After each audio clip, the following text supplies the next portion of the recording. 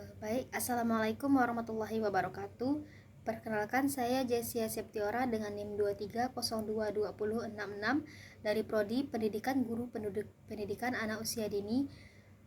Di sini saya akan memaparkan tentang ujian tengah semester dengan mata kuliah pedagogi dengan dosen pengampu Ibu Dr. Andes Setiawati MSI.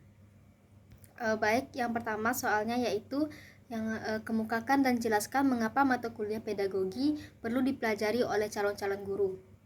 Jawabannya yaitu mata kuliah pedagogi penting bagi guru karena mempersiapkan mereka dengan pengetahuan dan keterampilan yang perlu dalam proses pengajaran dan pembelajaran. Terdapat beberapa alasan kenapa pedagogi perlu dipelajari oleh calon guru. Yang pertama yaitu pemahaman tentang proses pembelajaran. Guru harus paham akan proses pembelajaran yang akan dilakukannya sebelum proses pembelajaran itu terjadi. Yang kedua, pengembangan keterampilan mengajar. Setiap guru harus mempunyai masing-masing keterampilan dan perlu dikembangkan untuk disalurkan juga kepada anak-anak didiknya. Yang ketiga, pemahaman terhadap perkembangan anak dan remaja. Setiap guru harus paham akan perkembangan anak dan remaja sehingga mereka dapat mengatasi bagaimana perkembangan anak itu dan apa yang penyebab anak itu menjadi begini atau begitu. Yang keempat, pemahaman tentang keanekaragaman siswa. Setiap siswa memiliki karakteristik yang berbeda-beda sehingga guru wajib mengetahui karakteristik tersebut sehingga agar terjadinya proses pembelajaran yang efektif dan tidak membeda-bedakan antara si A dan si B.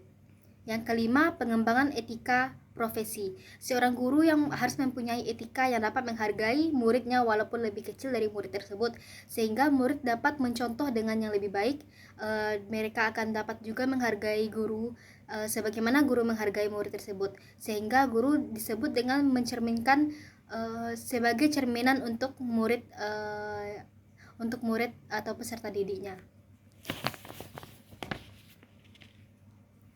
Yang kedua yaitu beberapa istilah yang terkait pedagogi, antara lain adalah pendidikan, pedagogi, dan pembelajaran. Jelaskan konsep-konsep masing-masing istilah dan hubungan satu sama lain dalam praktik pendidikan. Saya akan menjelaskan tentang mengenai konsep-konsep masing-masing istilah yang terkait dengan pedagogi dan hubungan satu sama lain dalam praktik pendidikan. Yang pertama yaitu pendidikan. Konsepnya adalah pendidikan merupakan proses sistematis yang bertujuan untuk mengembangkan potensi diri individu agar menjadi manusia yang lebih baik berkualitas, baik secara fisik, intelektual, emosional, dan maupun sosial. Hubungan dengan pedagogi adalah pendidikan menjadi cakupan luas yang meliputi seluruh proses pembelajaran, pengajaran, dan pengembangan individu. Yang kedua yaitu pedagogi. Konsepnya, pedagogi merupakan ilmu yang mempelajari teori, prinsip, dan praktik mengajar serta pembelajaran. Fokus utama pedagogi adalah memahami bagaimana guru dapat mengajarkan dengan efektif dan bagaimana siswa dapat belajar dan secara optimal. Terus hubungan dengan pendidikannya yaitu pedagogi menjadi landasan teoritis dalam praktik pendidikan. Melalui studi pedagogi, guru mempelajari tentang berbagai strategi pengajaran, teori belajar, serta prinsip-prinsip pembelajaran yang telah menjadi dasar dalam merancang proses pembelajaran yang efektif. Yang ketiga yaitu pedagogi. Konsepnya, pedagogi merupakan istilah yang serupa dengan pedagogiki, yaitu ilmu yang mempelajari proses pengajaran dan pembelajaran. Istilah ini sering digunakan dalam konteks pendidikan di negara berbahasa Jerman. Hubungan dengan pendidikan yaitu pedagogi memiliki peran yang sama dengan pedagogi dalam konteks pendidikan. Ini adalah studi yang berfokus pada metode, strategi, dan prinsip-prinsip pembelajaran yang efektif. Yang keempat yaitu konsep pembelajaran. Pembelajaran merupakan proses di mana individu memperoleh pengetahuan, keterampilan, dan sikap melalui interaksi dengan lingkungan belajarnya. Hubungan dengan pendidikannya yaitu tujuan pendidikan adalah memfasilitasi pembelajaran agar individu dapat mengembangkan diri mereka secara holistik. Selanjutnya yaitu soal ketiga. Apakah menurut Anda guru-guru yang sekarang telah memiliki dan menerapkan ilmu pendidik atau pedagogi sebagaimana mestinya? Jelaskan dengan disertai contoh.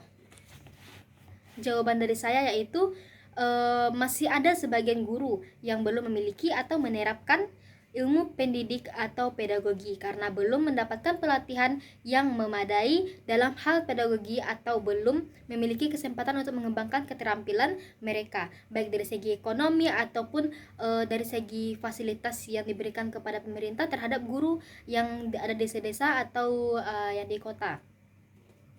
Soal yang keempat yaitu jelaskan pemahaman saudara tentang harkat dan martabat manusia tersebut, serta implementasikan dalam praktik pendidikan dan pembelajaran. Jawabannya adalah harkat dan martabat manusia mengacu pada nilai dan hak-hak potensi yang dimiliki oleh setiap individu sebagai manusia. Ini mencakup aspek keberadaan, martabat moral, dan hak asasi manusia. Dalam konteks pendidikan, pemahaman ini menuntut praktik pendidikan yang menghormati integritas dan keunikan setiap siswa. Implikasinya adalah pengembangan pembelajaran yang aktif, inklusif, pemberdayaan siswa untuk mencapai potensi penuh mereka, serta pemahaman nilai-nilai keadilan, toleransi, dan menghargai terhadap keberagaman.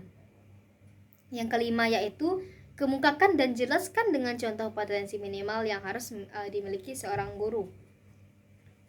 Yang pertama yaitu penguasaan materi. Sebelum proses pembelajaran dimulai, guru harus lebih menguasai materi sehingga materi tersebut dapat disalurkan kepada siswa melalui penerangan dalam pembelajaran. Yang kedua yaitu kemampuan mengajar. Setiap guru harus memiliki kemampuan mengajar sehingga guru tersebut tidak membosankan terhadap anak yang mendengarkan saat guru itu berbicara dengan kemampuan belajar yang unik atau bervariasi. Yang ketiga, manajemen kelas. Setiap guru harus dapat mengatur manajemen kelasnya sehingga tidak adanya kekacaubalauan dalam kelas. Yang keempat adalah komunikasi yang efektif. Seorang guru harus memiliki komunikasi yang bagus sehingga tidak menyebabkan salah satu dari siswa yang dapat meniru keburukan dari guru tersebut. Yang kelima adalah pembinaan karakter. Seorang guru harus mencontohkan karakter yang baik sehingga anak tersebut dapat menirukan karakter dari guru tersebut. Yang keenam yaitu soal yang keenam yaitu kemukakan pemahaman saudara tentang konsep kecerdasan ganda dan kaitannya dengan pendidikan dan disertai dengan contoh. Dalam konteks pendidikan dan pembelajaran, pemahaman tentang konteks kecerdasan ganda menekankan bahwa setiap siswa memiliki kekuatan dan potensi yang unik. Contohnya, dalam pembelajaran bahasa, guru memanfaatkan berbagai metode seperti membaca, menulis, mendengarkan, serta berbicara untuk mendukung beberapa jenis kecerdasan verbal, linguistik, dan interpersonal. Soal yang ketujuh adalah kemukakan dan jelaskan bagaimana pemahaman saudara-saudara tentang pilar-pilar pendidikan yang perlu dikuasai oleh guru di Indonesia.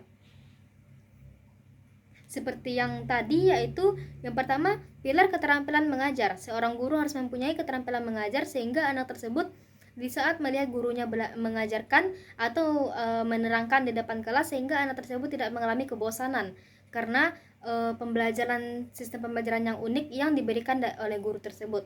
Yang kedua yaitu pembinaan karakter. Seorang guru harus dapat membina karakter siswa yang lebih buruk yang buruk menjadi yang lebih baik dan yang baik menjadi yang lebih baik lagi. Yang ketiga yaitu penguasaan materi. Guru harus menguasai materi sebelum guru menerangkan di depan kelas atau memberikan tugas-tugas yang akan diberikan oleh guru kepada muridnya. Yang keempat yaitu kemampuan berkomunikasi. Guru harus memiliki kemampuan berkomunikasi sehingga komunikasi yang baik dan interaksi yang baik sesama guru maupun dengan siswa dapat berjalan dengan lancar. Yang kelima yaitu inovasi dan kreativitas. Seorang guru harus memiliki inovasi dan kreativitas. Sebagaimana jika seorang guru menjadi guru, maka anak-anak tersebut tidak hanya akan terpaku pada suatu pembelajaran, tetapi harus ada juga seperti berinovasi atau menghias kelas dan sebagainya. Dan yang soal terakhir yaitu kemukakan dan jelaskan dengan contoh landasan pendidikan yang dijadikannya titik pijak para pendidik dan tenaga kependidikan dalam melaksanakan tugas-tugas mereka. Yang pertama yaitu landasan inklusif, dan yang kedua landasan pendidikan berbasis nilai, yang ketiga pendidikan berbasis kompetensi, yang keempat pendidikan holistik. Baik, sekian dari penjelasan UTS saya. Terima kasih telah mendengarkan, dan maaf jika ada kata-kata yang salah. Assalamualaikum warahmatullahi wabarakatuh.